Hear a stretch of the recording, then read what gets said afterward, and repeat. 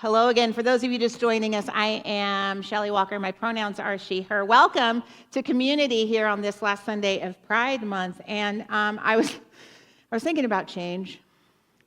And I was thinking about how, for me personally, and let me know if you can relate to this in any way, I feel like personally, change is happening way too fast. The kids are growing up too fast. The summer is going by too fast. It's all happening too. And yet, in the greater life, things are happening too slow. The fact that basic human rights for our LGBTQIA+ community are still on the table. Are you kidding me? It's 2025.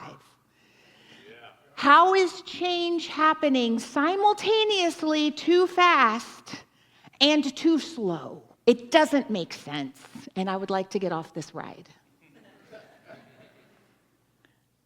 Hey, y'all in the chat, how are you doing with the speed of life right now? How is it? How is it for real? Change is one of the most constant forces in our lives, and yet it is one of the most misunderstood, resisted, and feared. But what if we learn to see change not as a disruption, but as a divine expression? That's what we're going to talk about today. What if change was not a threat, but a teacher? What if every single change, no matter how sudden or subtle, was an invitation to go deeper, to trust more fully, to become more fully who we were created to be? What if? What if? In the New Thought tradition, we believe that life is not happening to us, life is happening through us. And as Ernest Holmes said all those years ago, change your thinking, change your life.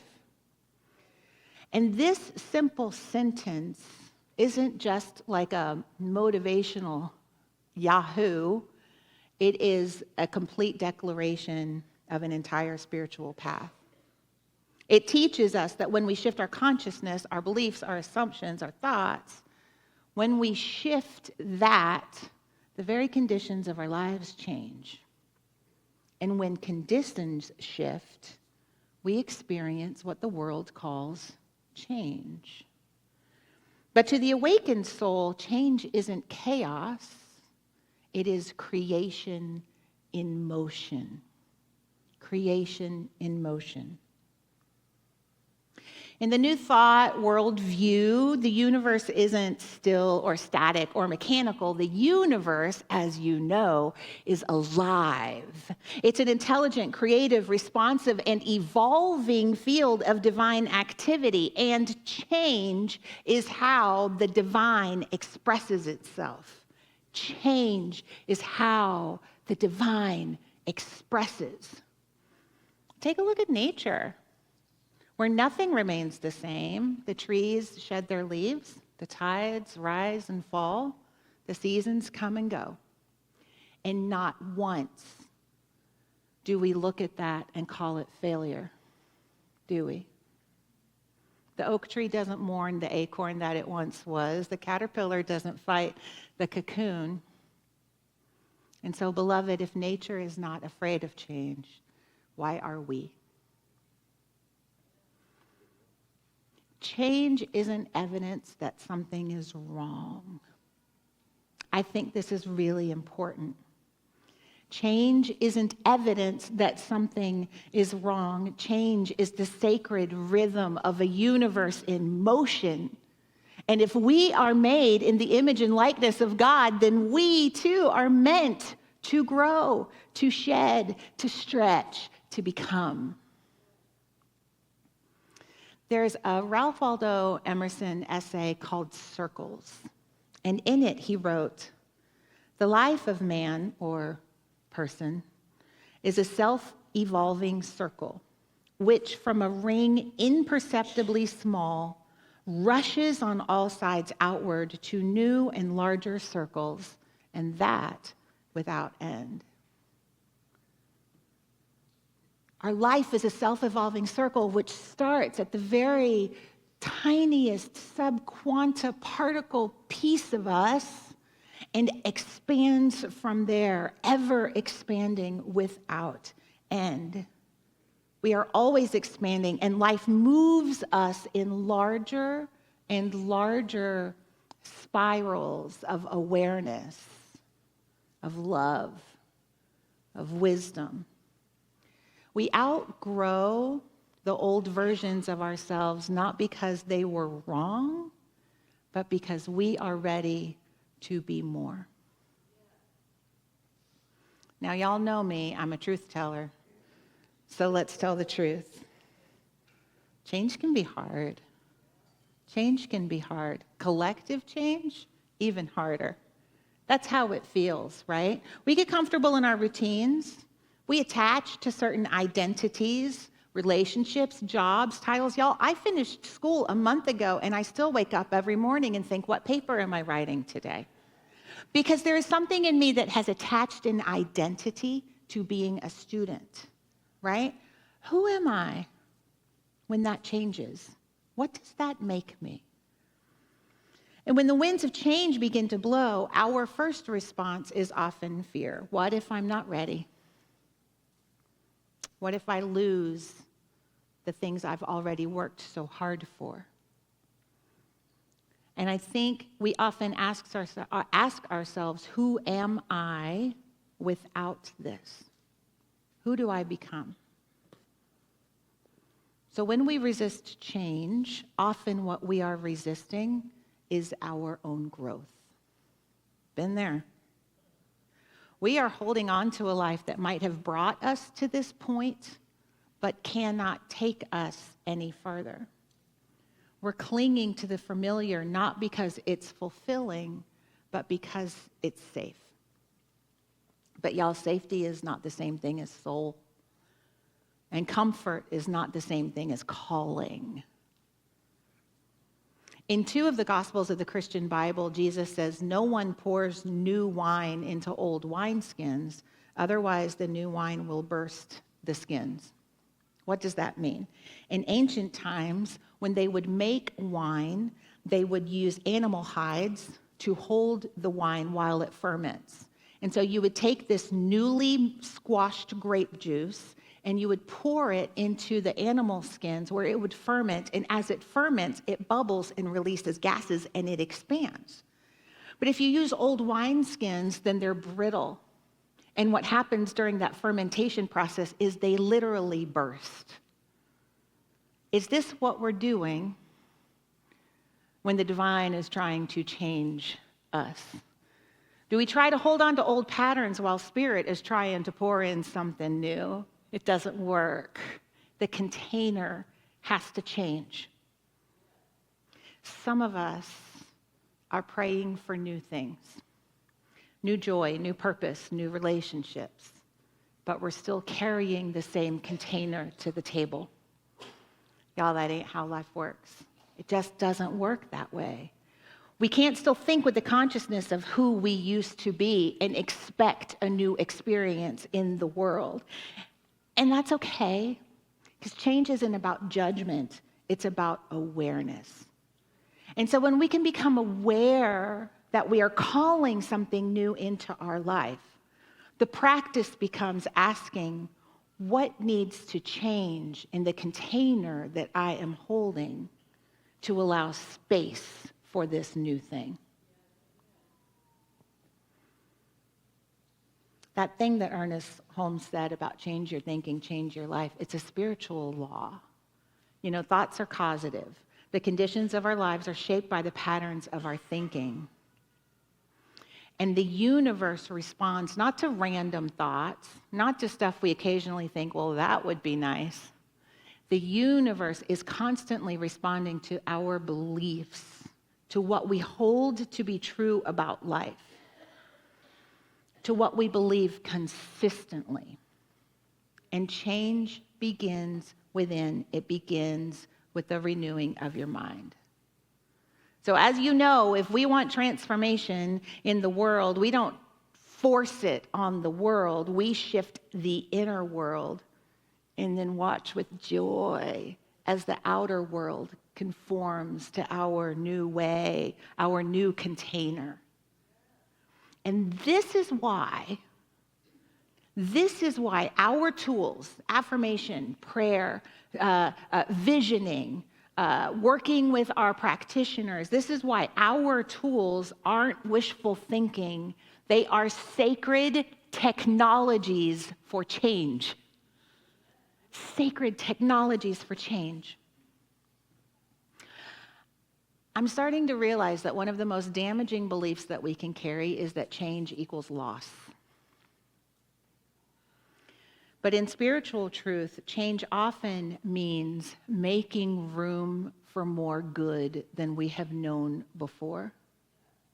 Things of this world come and they come to pass. And when we can be in the flow of change, everything changes. Change isn't here to punish you. It's not here to destroy you. Change is here to evolve you. And despite how it feels sometimes, you are not being broken. You are being broken open so that that container can change. And there is a difference. The relationship that ends might be making room for your self-worth to grow. The job that closes might be making room for your soul's purpose to awaken. The identity that dissolves may be setting the stage for your next embodiment of truth. There came a point in my own spiritual journey, which was hugely healing for me, when literally everything in my life seemed to be falling away. Literally everything. My primary relationship with my partner, my work, my job, the friends that I had because of that job, my actual beliefs in what life was and what it looked like and why. All of these things started falling away and shifting and changing. Eventually, I even got sick, like so ill, I couldn't go to work for 3 weeks. Remember that 3 weeks, Michael? And he was there at that time of transition for me.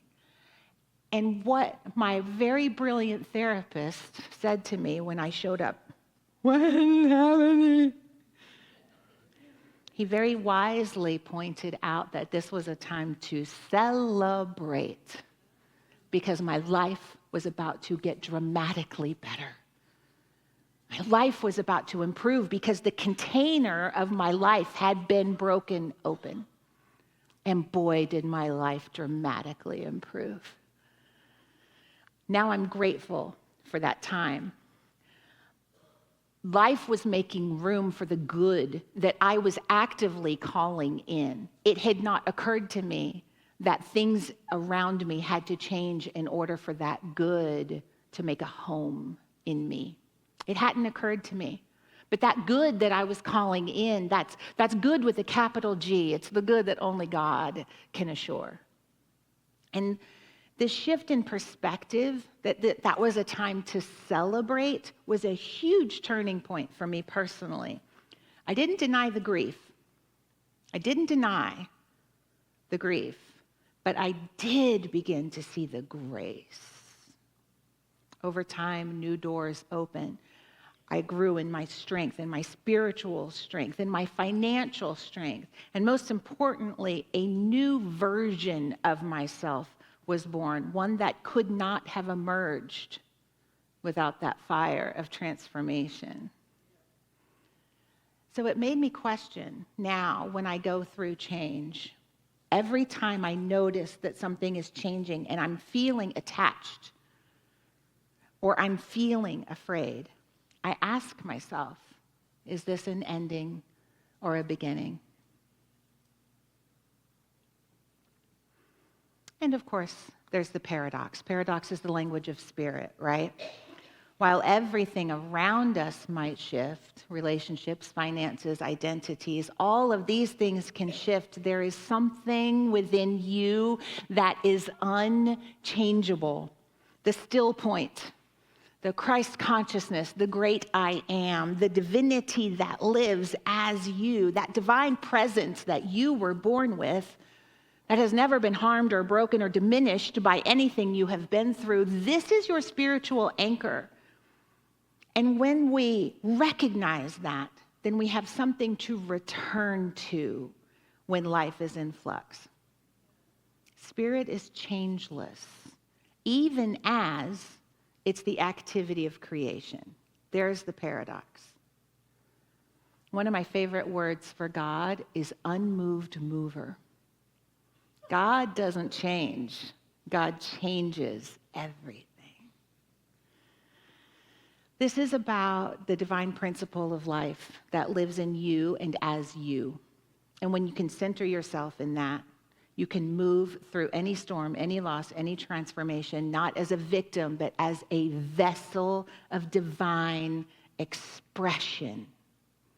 That's a new way to look at change, isn't it?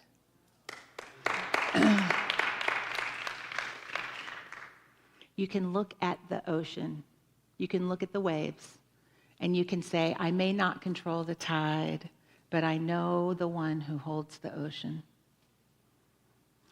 And that takes practice.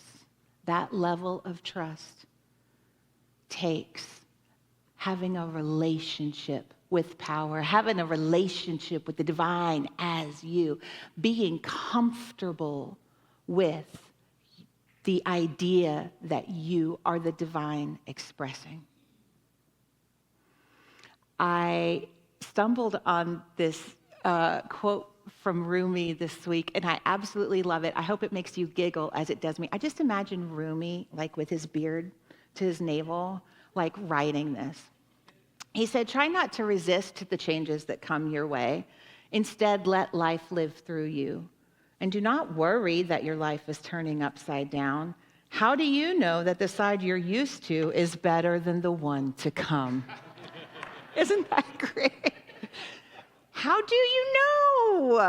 How do you know that this thing that you've been holding on to is better than what the divine is wanting to express in your life? I love that quote so much. It just makes me giggle. Don't worry that your life is turning upside down. How do you know the side you're used to is better than the one to come? Y'all, this is a call to trust, isn't it? It's a trust walk. New Thought doesn't teach us to sit on the sidelines of life. We are called to participate consciously, for better or worse, for more or less comfort. But sometimes conscious participation means loosening our grip on how we thought things were supposed to be. Surrender doesn't mean giving up. It means giving over our fear to our faith. It means giving over your timeline to divine timing. Surrender means giving over your identity with who you think you are and giving that over to your soul's deeper becoming. Let life live through you. You can let spirit have its way. Now, let's take this beyond the personal and into the collective, because our New Thought teaching never ends with individual transformation. It calls us into collective transformation. And this happens in two ways. It's like two sides of the same coin. When we change our consciousness, we don't just change our own experience, we contribute to the healing of the planet. Every time you choose compassion over judgment, you are raising the vibration of the whole. Every time you release fear and act from love, you add light to the collective field. Every time you affirm truth in the face of chaos, you become a light in the dark places. Every time. And this is how we participate in spiritual activism. You see, we shine the light, we become the light in the dark places. This is how we bring heaven to earth, not just through marches and movements, which we do, but also through mindful awareness, sacred intention, and aligned action. We are not separate beings waiting for the world to change. We are not. We were placed here to be channels of divine power, to be part of the change. So yes, we march. We are thrilled, absolutely thrilled, to be part of the Portland Pride event coming up in a couple of weeks. Here in Portland, we celebrate Pride in July. For some reason, I think June is like Rose Month. And it was Juneteenth. And so this year, our Pride celebration was moved to July. Y'all, we have a booth. We're going to be part of the parade. Daniel's going to be there. There are so many fun things, amazing things happening. But here's what I want to say about Pride. We will march with joy because we are proud of our queer community. When we celebrate our diversity, and I mean celebrate it, when we celebrate our diversity, we raise the vibration of all of life. Change also happens through joy. And this is why I love Pride. It is a celebration of joy. And I want you to know that we are going to celebrate together. Y'all are going to hear more about that later, but we are here for it. We celebrate it. Don't ever underestimate the power of joyful activism. Don't. Just as you don't underestimate the power of your inner work, don't underestimate the power of the outer work as well. The thoughts you heal, the stories you rewrite, the beliefs that you surrender, all of that ripples outward. That is one side of the coin. They shift the atmosphere around you. They plant the seeds of peace and justice and unity. But this is the both and of the evolved and evolving human, to do both the inner work and the outer work from joy, from power, from peace, from justice. This is how we do it. And as we awaken to divine truth, we help to awaken others, not by telling them about it, but by living as evidence of it. Living as evidence that love is real. Living as evidence that transformation is possible. Living as evidence that diversity is something to be celebrated. Living as evidence of grace on this planet. As we close today, I want to leave you with a few spiritual practices that you can take into your week and apply to your feelings, apply to your thinking, apply to your life if you are navigating change right now, whether that's personal change or change in the world, the communal transformation that you are working to be a part of. So I'm going to give you 5 spiritual practices. I want you to pick 2 that really call to you. Just pick a couple, put them in your back pocket. And when you feel yourself off balance this week, if you feel yourself off balance this week, maybe you won't. Maybe this is your time to shine. And that is awesome. If you feel yourself off balance this week, you have something to fall back on. I was at my last school retreat, there was a minister who gave a presentation, and one of the things that she said will stay with me forever. She said, realize that balance isn't static. Balance is a tipping point. Balance isn't about having it all together. Balance is about recognizing when we're off and coming back to center.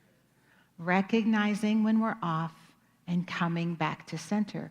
Balance is always in motion. Just like God, change, expression is always in motion. So if you are feeling off balance in any way in your life this week, here are some practices to bring you back to center. The first one is affirmation. I wrote this affirmation for us for this week. I trust the process of my unfolding. I walk in faith, not fear. I trust the process of my unfolding, and I walk in faith, not fear. You can use that affirmation, or you can write your own. Affirmations are easy peasy. You center yourself in your place of truth, and then you ask Spirit what it would want you to know for your life today. Affirmations are positive. They use powerful words that mean something to you, and they're in the present tense because we know our good now. Our good isn't coming to us down the road. We know our good now. So the affirmation I wrote for us is, I trust the process of my unfolding. I walk in faith, not fear. You can use that one. You can change it, or you can write your own. The second spiritual tool for keeping us in balance is stillness. In times of change, it's important that we anchor ourselves in the silence. Even 5 minutes of meditation can help you to hear better how Spirit is wanting to express as your life. So affirmation, stillness. The third practice, again, pretty sure we mentioned it last week too, gratitude. I cannot overstate the importance of gratitude. But here's this week's practice, gratitude practice. You ready? Give thanks not just for what you have, but give thanks for what is stretching you. This is how we change that container. Giving thanks for what we have is important, and it's such an important spiritual practice.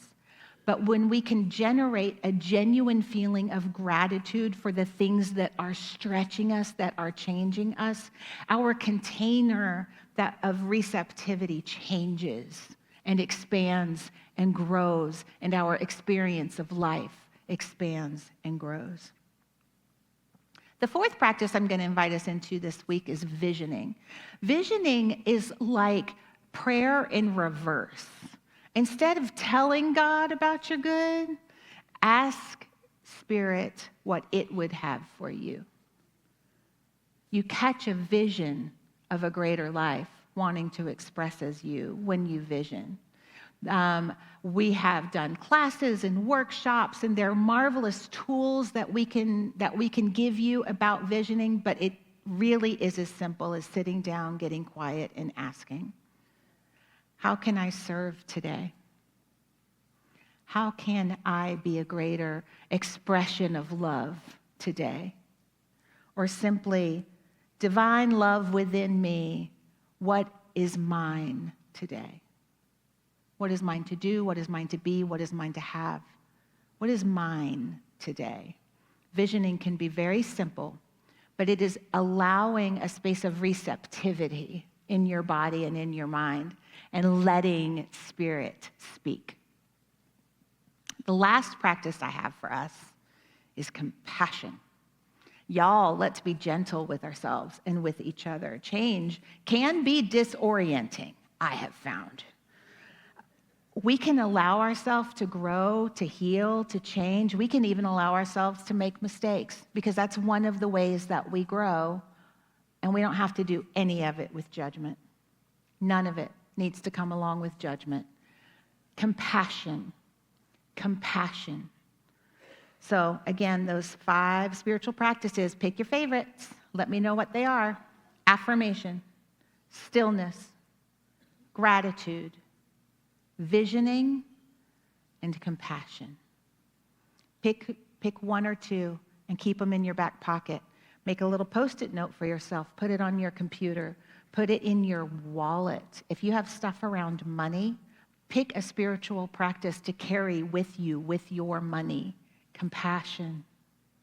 Yes. Breaking the container, stretching, gratitude for the things that are stretching me. Yes. Wherever in your life you might find yourself off balance, spiritual practice is how we bring ourselves back. When we take these practices into our daily lives, when we dedicate just a little bit of time and energy each day to embodying these truths, we can encounter change in a whole completely new way. Change becomes welcome. It becomes a welcome sign that Spirit is on the move in our lives and in the world. We welcome that movement of the divine.